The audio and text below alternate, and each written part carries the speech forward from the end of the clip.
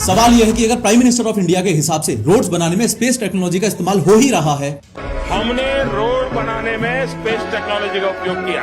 तो इन रोडों का इस्तेमाल करते वक्त हम देशवासियों को रत्ती भर भी एहसास क्यों नहीं हो रहा है कि इन घटिया रोडों को बनाने में स्पेस टेक्नोलॉजी का 1% भी यूज हुआ होगा। प्रोफेसर अफवाह को फॉलो करके 3D एनिमेशन की मदद से इस बात को समझो कि स्पेस टेक्नोलॉजी से रोड बनाने वाले कॉन्सेप्ट के अराउंड बहुत खतरनाक कंफ्यूजन हो चुका है। हर साल बारिश के बाद आपके देश की सड़कें आम जनता के लिए इस्तेमाल करने के लिए बच पाएंगी या नहीं, ये मेनली सिर्फ दो फैक्टर्स पे ही डिपेंड करता है। एक तो ड्रेनेज सिस्टम और दूसरा मटेरियल क्वालिटी। सिंपल सा कॉन्सेप्ट ये है कि घटिया ड्रेनेज सिस्टम की वजह से जब पानी का निकास नहीं हो पाता तो पानी रोड के नीचे घुस जाता है और रोड के अंदर की लेयर्स जैसे कि बिटुमेन, सॉइल बेस एक्सेट्रा, जो हाई करप्शन और पैसा बचाने के कारण घटिया क्वालिटी मटेरियल से बनी होती हैं, उनको कमजोर कर देता है। और फिर जब इन्हीं खोखली रोड्स पे ट्रक्स और कार्स चलते हैं तो लोड से वो लेयर हिल जाती है और सड़कों में गड्ढे हो जाते हैं। सिंपल पॉइंट ये है कि देश के ड्रेनेज सिस्टम को इंप्रूव करने में और जो थर्ड क्लास मटेरियल जमीन पर रोड कंस्ट्रक्शन में यूज हो रहा है, यानी कि जो दो मोस्ट इंपोर्टेंट फैक्टर्स घटिया रोड्स के लिए रिस्पॉन्सिबल हैं, उनमें तो स्पेस टेक्नोलॉजी का कोई इस्तेमाल हो ही नहीं रहा है। स्पेस टेक्नोलॉजी का यूज रोड्स बनाने में हुआ तो है, पर सिर्फ सैटेलाइट से ऊपर आसमान से मैपिंग और मॉनिटरिंग तक, जैसे रोड का अलाइनमेंट, पहाड़, नदी, जंगल का डेटा और कंस्ट्रक्शन के टाइम ड्रोन से प्रोग्रेस चेक करना। ये कोई नई चीज नहीं है। दुनिया भर की सरकारें हाईवे बनाते वक्त अपनी स्पेस एजेंसी से डेटा लेती ही हैं। तो स्पेस टेक्नोलॉजी का यूज ऊपर से सिर्फ प्लानिंग में हो रहा है, ग्राउंड लेवल पर तो करप्शन और घटिया क्वालिटी का माल मटेरियल